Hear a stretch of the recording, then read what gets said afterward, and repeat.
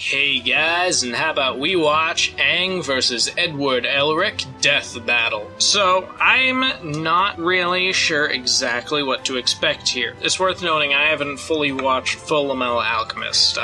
What research I did for Greed, I only watched the pieces that were relevant. But in terms of the general gist I got from the world, I don't know how much chance Ed has here. He definitely has an uphill battle here. Aang has an overwhelming amount of power over Ed. Ed's only big chances are if he somehow is able to lay a hand on Aang. Theoretically, he could then change his entire skin makeup, and basically he could just kill him at that point. But at that point, Aang isn't even really a hand-to-hand fighter most of the time. He seems to prefer range a lot of the times, especially in the Avatar state, which is going to be a big deal in this fight, I'm sure. But ultimately, I can't really explain very much about Full Metal Alchemist, so I'm not going to waste your time. It's not up to me. It's up to these guys, and I might get it right, I might get it wrong. I don't know. But either way, let's start our show. Play. Have you heard of hymns? They're all about making you look and feel good. Thanks to science, baldness can be optional because Hims is here to help. 4hims.com is your one-stop solution for hair loss, skincare, and sexual wellness for men. Get started with the complete hair kit for just $5 right now while supplies last and subject to doctor I'll just approval. say this now. See their website for full details don't and need safety it. information. This could I cost won't hundreds for a if you very went to long another doctor time, or pharmacy. hopefully. So go to 4hims.com/deathbattle. But thank That's you. FORHIMS.com/deathbattle. 4hims.com/deathbattle.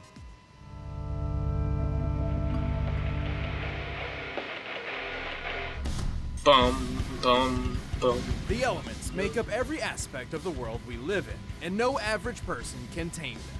But somehow these kids can master them with a vengeance. Like Aang, the Avatar.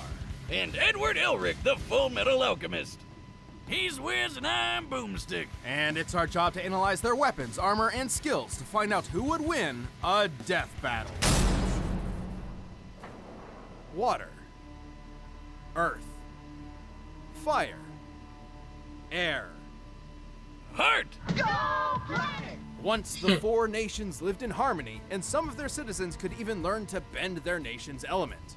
But only the Avatar could master all four, and it's their duty to protect the balance between these nations. And since there's always gotta be an Avatar around, a new one is born whenever the last one dies. But everything changed when the Fire Nation attacked. Attempting to conquer the other three nations, the Avatar would inevitably be their greatest obstacle. Man, they'd even go after a kid? Living among the air nomads, Aang was an energetic and dutiful 12 years old when he learned of his destiny. He was the newest incarnation of the Avatar. But he totally wussed out, ran away from DODH. home, I'm and not got frozen in ice for 100 years. What the hell? That's not what I'd do if I found out I was an awesome elemental Not badass. exactly sure what I'd that's definitely find a way to talking make money about. off that. Boomstick, he's 12. I know it's how long he was in the ice. But running away but, actually like, I don't know saved what it his actually... life, as the Fire DOD, Nation knew I don't know the what that next is. Avatar would be an air nomad and slaughtered them all in a horrific surprise attack. But the poor kid wouldn't be stuck in ice forever. He was eventually rescued by some new friends and began his quest to learn the other elements and save the world. And as an air nomad, he can really bend the wind to his will. He can use air bending to create whirlwinds and tornadoes or slice through solid stone. And he can fly. Whee! Well, it's not exactly flying, Boomstick. What he actually does is manipulate the air currents to keep aloft. That's why he carries a glider, complete with snacks. Oh, well, I'm sure that'll come in handy. Whatever. I don't think his actually has Sounds snacks. like a duck. It's a duck. Or I guess a flying avatar guy. His But current that's- glider. He can fly. Anyway, Aang can use air in pretty much every Wait, hold aspect on. of his life. Like for Oh, now shooting, I'm second-guessing increasing myself. speed, Did he keep improving that agility, blue one adjusting after a body while? temperature, and even focusing his breath to use as an attack. After he learned waterbending from Paku and Katara, Aang can make whips, knives, and literal tsunamis. Hey, I can do that too. Just give me a pool and watch this cannonball fly. Does that mean I'm a waterbender? Sure. Waterbenders can also manipulate steam and ice. Just like how I, the great waterbender Boomstick the Wet, will use my powers to swim through this frozen block. You what? Yep. Waterbending 101. You can be jealous. Oh wow, I'm just bursting with envy. Bending powers, activate! Ah! Ha! Success! Like Close airbending, enough. Waterbending requires a nearby source of water to use, like a pond or a filled bottle. The same goes for earthbending, which Aang learned from his mentor Toph. Earthbending is Although all as far about as throwing waterbending rocks at goes, people and technically bunch you of can get other a cool tiny, stuff, tiny, like tiny digging little walls and amount out of the air. earthquakes and causing the ground to swallow you up, which is kind of creepy, actually. Last but certainly Yeah. not least, Aang learned the art of firebending from his longtime rival, Prince Zuko. Unlike the other arts, firebenders can actually create fire to use at will. Firebending is so goddamn powerful. It's even got the deadliest bending technique of all, shooting lightning. Well, only the most advanced firebenders can cast lightning, which is usually an instant kill move. While Aang never learned the move itself, he has learned how to redirect it through his body. Yeah. But even after learning the 4 elements, Aang got to meet one last master bender. Who taught him the art of manipulating a person's life energy, the purest form of bending. It's super dangerous though, and one mistake could tear up Aang's soul. And with it, Aang defeated the Fire Lord and brought peace to the world. You know, at there were large. much Well, simpler with that solutions and in with that his super instance. form, the Avatar State. But, you know, In the Avatar peace. state, Aang's bending abilities grow immensely powerful. This is because the Avatar state lets Aang draw upon the power and wisdom of all previous Avatar incarnations. Though it is extremely risky, as dying while in the Avatar state ends the cycle of reincarnation permanently. Why would he care if he's dead anyway? Whatever. The coolest thing about the Avatar State is it makes you glow like this. Behold! How are you doing that? Oh, I drank a bunch of glow sticks. You need to go to the doctor, like right now. My liver's processed way worse than this. Well, with or without the Avatar state, Aang is plenty powerful. He has the ability to move gigantic stone columns and even carve canyons around an entire city. Not only has he survived hits from earthbending kings and massive explosions, he threw this gigantic column of rock at the Fire Lord. To get the column's mass, we compared Aang's height against it and determined it must weigh 9,500 tons. Aang's super fast Yes, too. With it's a bit airbending, much, he can isn't it? Run on water. Which, given his size, requires Oh, a no, speed not of that well clip. over 67 Ugh. miles per hour. He It used looks so airbending gross. to block a giant column-destroying explosive attack from the best-named character on the show, Combustion Man. And he's proven he could redirect lightning from the Fire Lord himself. Taking into account the distance between them and how far Aang's arm had to move to catch the lightning, he would have to react at least 155 times faster than sound. He is pretty unused to violence, though. I mean, he's a vegetarian pacifist for crying out loud. But while he may seem like just a kid, Aang still saved the world and led it into a peaceful future. To him, bending is elementary. Stop. If you want to be a bender, You don't need have to puns go yet. here. Boomstick, take a break on the Alchemists puns of for a old second. once tried to turn lead into gold with not great results. But in the country of Amestris, the ancient science of alchemy is actually possible by using the Earth's natural energy to reshape the molecular structure of various objects. And by drawing a circle thingy. A transmutation circle, which most alchemists use except for the youthful prodigy, Edward Elric. Oh, what a little badass. Careful, Boomstick. He's a bit touchy about his size. Hey, if I lost my She's mom like he 18? did, I'd What? get mad at the little stuff too. But Ed and his brother Alphonse figured they could bring her back He- without I know that's the point, but he they went looks for it. so young. But things went south real fast. You know how people say they'd give an arm and a leg for something? Well, Ed literally did, and poor Al lost his whole body. Luckily, Ed managed to stick his brother's soul in a suit of armor. But still, yikes. This horrible experience has forever marked the two brothers. No one is meant to transmute the human soul, and the boys were lucky just to escape with their lives. Yeah. Got something good out of it, like super secret knowledge, including how to do alchemy without a circle thingy. He just has to clap instead. So, worth it? With these new abilities, Ed and Alphonse began their quest to restore their bodies. Specifically, they sought the incredible power of a Philosopher's Stone, believing it to be their only chance. Eventually, Ed joined the military, and thanks to his amazing potential, he was named by the Fuhrer the Full Metal Alchemist. What? Adolf Hitler? No. Just badly. He's okay. Until he isn't. Spoilers! Also, since Ed lost a couple limbs, he got them replaced with automail. Kinda like my leg. Automail is made from incredibly durable metal, ranging from his original steel one, to a gas-powered one, to his best version consisting of a mix of aluminum and carbon. Apart from being durable metal That was a prosthetics, re-recording. Ed's automail But, limbs whatever. function just like normal ones. He can even reshape his arm as a weapon. So he can turn it into swords and saws and stuff, increase its durability by hardening its makeup, or turn it into an umbrella. Ah, truly a limb of many talents. Alright. But at the end of the day, Ed's true talent lies not in sword fighting or umbrella holding, but the art of alchemy. He can do all sorts of crazy things with all the elements. He can basically make anything he wants, like spears and shields. So long as he follows the rule of equivalent exchange. Anything created with alchemy must have a source of equal value and cannot be made fundamentally different. For example, lead can be molded into a statue, but it cannot be turned into water.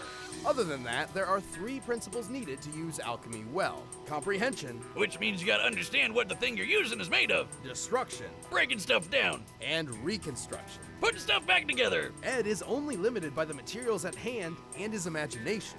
At his full potential, he can do almost anything. He can purify water, create ammonium gas from ammonium nitrate, repair entire houses, and transform a gun into a trumpet. Don't you ever try and do that with any of my guns. Anyway, Ed's also learned destruction alchemy, which does exactly what you think it does, make a big ol' kaboom. Ed's used it to destroy stuff like automail, but it can also be used to explode people's heads. So, using destruction alchemy, Ed should be able to destroy something like this on a molecular level. Ha! Or you could just do that. Anyway, with all of his abilities, Ed has done some incredibly impressive things. Not only has he blocked gunfire from a Gatling gun after it started firing, he dodged a pistol from nearly point-blank range, and his automail arm even took a bite from a lion-headed chimera. It was totally fine. Assuming this chimera has a similar bite force to that of a real lion, that means Ed's arm stood up to a force of 1,000 pounds per square inch. He's created a gigantic Somehow I cannon, don't and think then that's survived that cannon out of exploding reach while he was by, like, standing actual on it. metal. And then he survived being on top of a huge boulder exploding too. We can measure the boulder's explosion against Ed's size to get an approximate energy output. With a radius of 36 feet, this blast must have been equivalent to over 100 tons of TNT. How's that for equivalent exchange, bitches? He also survived an explosion that took out most of a 10-story building. Even apart from being tough, Ed has shown considerable strength when using alchemy. Like when he created a gigantic golem to crush his opponent. By measuring the size of the stone golem's thumb, comparing it to the size of the average human's thumb, and using that What? scale to estimate the size of the golem, that gives us That's an such a estimated silly weight way of to over 3,000 metric tons. All this without any Philosopher's Stone, because it turns out those things are really, really messed up. Right. Philosopher's Stones are extremely powerful and can be used in many different ways. Kimberly the Crimson Lotus Alchemist, for example, used one to create a massive explosion equal to 157 kilotons of TNT. However, it turns out that these stones are composed of imprisoned human souls. So Ed and Al vowed to avoid them on principle. Although Ed can boost his alchemic power in a similar manner by drawing on his own life force, increasing his potential at the cost of shortening his lifespan. But that's what Ed ultimately had to learn, what it truly means to let something go. And so he found another way to revive Al's body, sacrificing his own power for the sake of family. Aw, what a nice guy. But all in all, so long as Ed knows what he's trying to transmute, he's an amazing force to be reckoned with. Now let's go home. Together.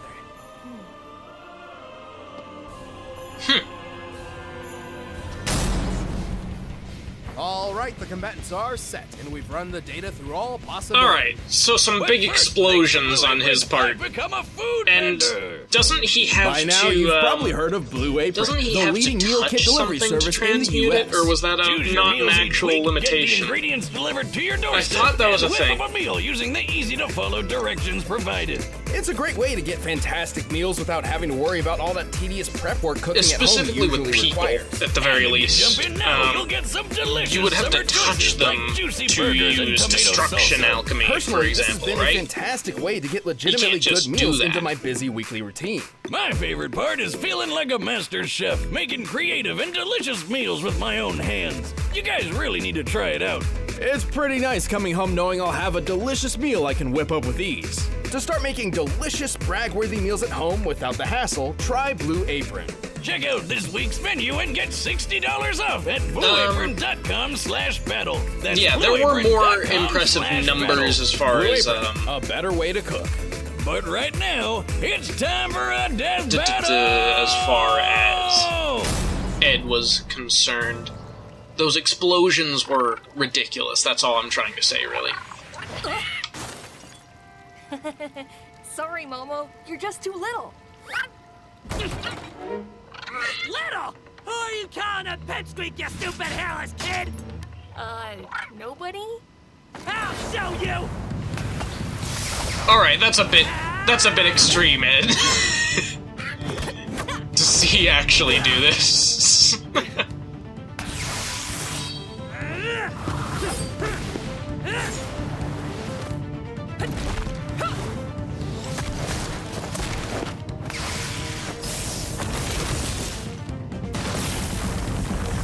I guess we're in Bossing Say? No. Alright, I'm gonna stop trying to think about the setting. It clearly doesn't matter. I just noticed the literal skyscrapers in the background. You know, there are actually a lot of advantages to being short. Like, you'll never hit your head on door frames, and, I'm still growing! now I gotcha.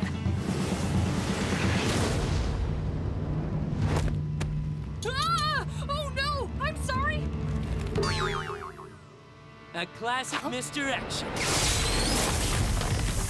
That's advantage Elric! Ha! Damn it!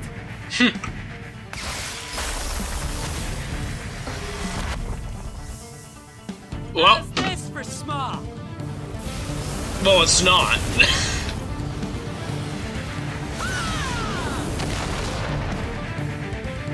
What kind of alchemy is that?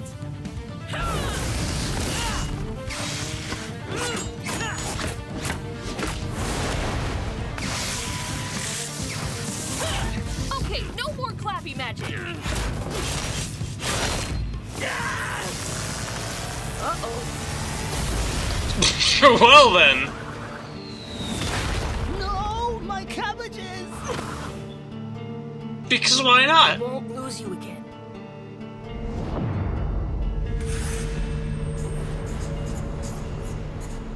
There you are! Oh, really? Nice try, shorty!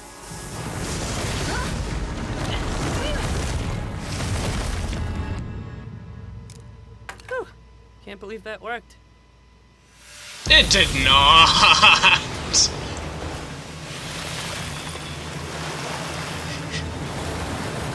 This ends now.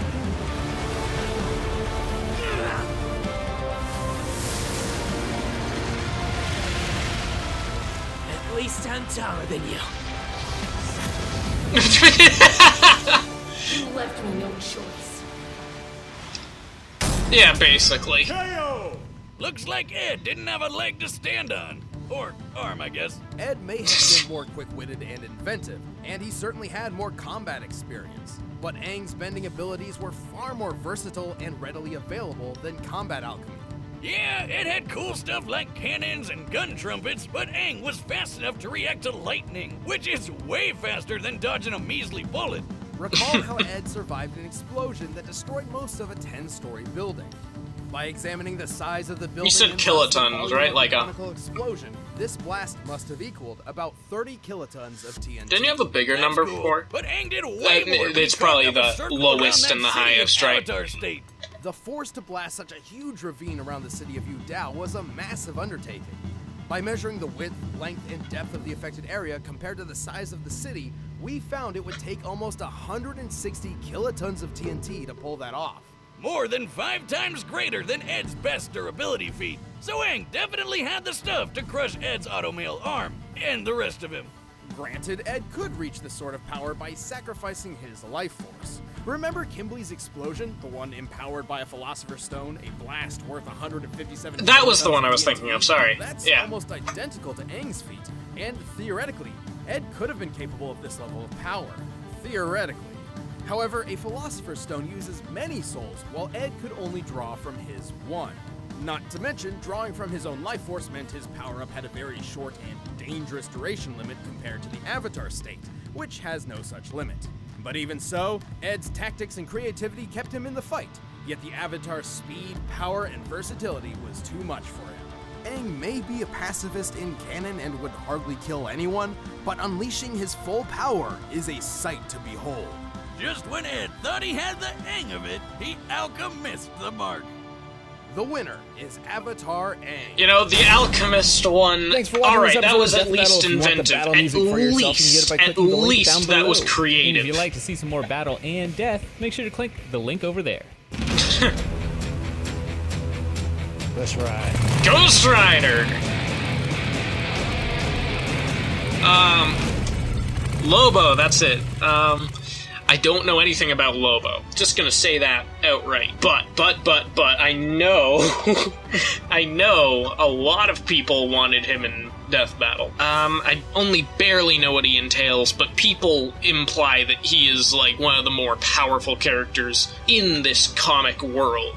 He's DC, isn't he? Is he? Ah, shoot. I genuinely don't know. I think he is. I think he's DC. But regardless, Lobo, I'm pretty sure, is one of the most powerful characters in his universe, at least, even if not in canon, just on the abilities he has. I know I've seen that in some of the circles I've witnessed, but Ghost Rider sort of steals people's souls. So I don't know. Let's just leave it at that. I'm not really sure. I did like this animation, but only thing I'll mention is Aang actually shorter than Ed. I'm skeptical on that part. I probably should have been paying more attention to their actual, like, heights and stuff. Hold on. Let me rectify this and actually just look. Oh, really?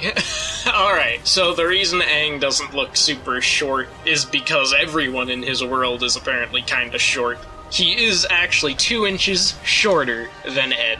Alright, anyway, I enjoyed that. I didn't even think about what the force of creating the ravine would be. I didn't think about that because, you know, earthbending, how much can you really read into something like that? That was what was, iffy for me. I always like to look at more just striking force than anything else. But, regardless, it is a force that he could put on Ed in just an instant. So anyway, if you want to see more of my videos in the future, you can subscribe, but otherwise, I'll see all of you in the next video.